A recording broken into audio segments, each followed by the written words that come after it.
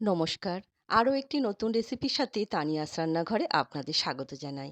আজকে সুন্দর দুটি রেসিপি আপনাদের সঙ্গে শেয়ার করতে চলেছি। প্রথমটা হচ্ছে উত্তাপাম, দ্বিতীয়টা নারকেলের চাটনি। খেতে কিন্তু বেশ ভালো হয়েছিল। এই গরমের মধ্যে কিন্তু এই জাতীয় জলখাবার খেতে বেশ ভালো লাগে।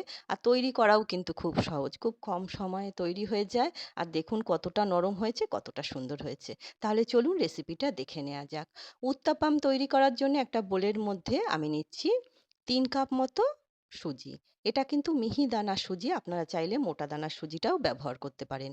ওই একই কাপের ১ কাপ নিলাম টক দই, আর ওই একই কাপের এর মধ্যে ২ কাপ মতো আমি জল দিচ্ছি। এবার সমস্ত কিছু খুব ভালো করে মিশিয়ে নেব। এই গরমের মধ্যে কিন্তু এই জাতীয় জলখাবারগুলো খেতে বেশ ভালো লাগে। অবশ্যই একবার ট্রাই করে আপনারা দেখতে পারেন। এবার সমস্ত কিছু খুব ভালো করে মিশিয়ে নেওয়া হয়ে গেছে দেখুন। এবার ঢাকা দিয়ে ১৫ মিনিটের মতো রেস্টে রাখবো যতক্ষণ না নারকেলের চাটনিটা তৈরি করছি।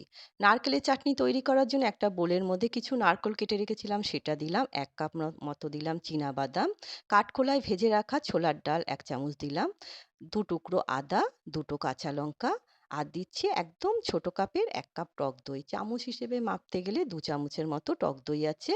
আর দিচ্ছি স্বাদ অনুসারে নুন, আর ১ কাপ মতো জল দিয়ে এবার একটা মিক্সিতে পেস্ট তৈরি করে নেবো। দেখুন পেস্টটা তৈরি করে নিয়ে এসেছি আমি। এদিকে তড়কা তৈরি করব। তড়কা প্যানের মধ্যে রিফাইন অয়েল, তার মধ্যে দিলাম কালো সর্ষে, শুকনো লঙ্কা, কারি পাতা। 1/2 চামচের মতো হিং দিয়ে তড়কাটা তৈরি করে নিলাম। এই তড়কাটা এবার নারকেলের চাটনির মধ্যে দিলেই কিন্তু সুস্বাদু নারকেলের চাটনি রেডি।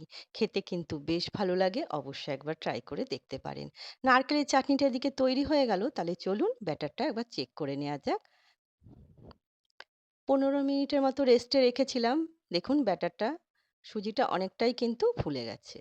এবার এর মধ্যে আরেকটুখানি জলের প্রয়োজন আছে। তার আগে আমি স্বাদ অনুসারে নুন দিচ্ছি, আর 1/2 চামচের মতো দিচ্ছি বেকিং সোডা। আপনারা চাইলে ইনোও ব্যবহার করতে পারেন। ১ কাপ মতো জল দিচ্ছি এর মধ্যে। এবার সমস্ত কিছু খুব ভালো করে মিশিয়ে নেব। পুরো ব্যাটারটা তৈরি করার জন্যে কিন্তু এখানে আমি ৩ কাপ মতো জল ব্যবহার করলাম। দেখুন ব্যাটারটা একদম রেডি হয়ে গেছে উত্তাপাম তৈরি করার জন্যে। ওদিকে গ্যাস ওভেন অন করে একটা ফ্রাই প্যান আমি গরম হতে বসিয়ে দিয়েছিলাম। একটুখানি জলের ছেটা দিয়ে জলটা পুছে নিচ্ছি। এই পর্যায়ে গ্যাসের ফ্লেমটা আমি একদম লোতে করে দিলাম। দিয়ে ১ হাতা ব্যাটার দিলাম, দিয়ে এবার হালকা হাতে এইভাবে ঘুরিয়ে দেবো।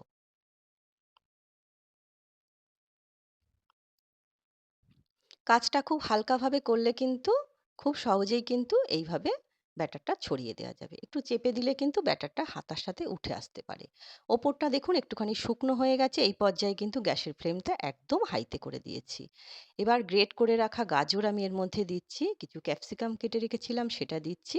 দিচ্ছি কিছু টমেটো, আর দেবো কাঁচা লঙ্কা। একদম বাচ্চাদের জন্য করলে কিন্তু কাঁচা লঙ্কাটা আপনারা বাদও দিতে পারেন। এবার দিচ্ছি সামান্য একটুখানি তেল। আপনারা চাইলে বাটার দিয়েও করতে পারেন।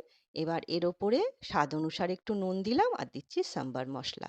এই সাম্বার মসলাটা ঘরেই তৈরি করা। সাম্বার মসলার রেসিপিটা অবশ্যই একদিন আপনাদের সঙ্গে শেয়ার করব। এবার হালকা হাতে উল্টে দিলাম। দিয়ে খুন্তির সাহায্যে একটুখানি চেপে চেপে দিচ্ছি। তাহলে কি হবে, সবজিগুলো একটু সেদ্ধও হবে, একটু ভাজাও হয়ে আসবে। ১ মিনিট পর আমি অপর পিঠটা আবারও উল্টে দিচ্ছি।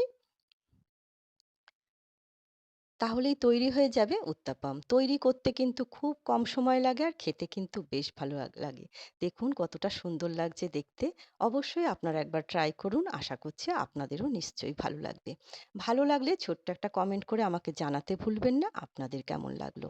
আজ তবে এই পর্যন্তই। দেখা হবে পরের একটি নতুন রেসিপির সাথে। সবাই সুস্থ থাকবেন, ভালো থাকবেন।